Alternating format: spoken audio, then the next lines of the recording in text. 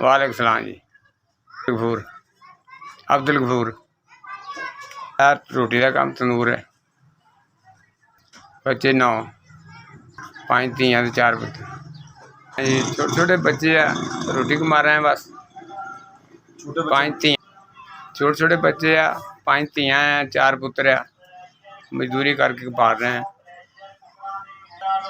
हाँ रोटी पूरी होंगी जी। पिंड का इलाका की कर सकते हैं, रोटी तो कमानी, बच्चे तो खाना ही।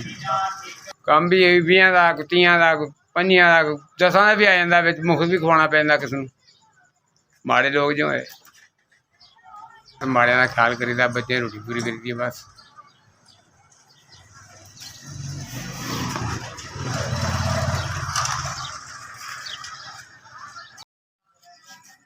पाँच हज़ार हाँ जी, 5,000 रुपया मैंने भेजा जी। जिन्हें भी भेजा अल्लाह हज करावे, अल्लाह तंदुरुस्ती देवे, अल्लाह भला करे जी। ये सौदा पवा लांगे, मेरा सर्कल सीधा होएगा।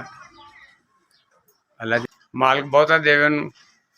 मैं बच्चों वास्ते दुआवां करांगा कि अल्लाह बच्चों भी तौफीक देवे, बहुता सारा रब देवे उन्होंने।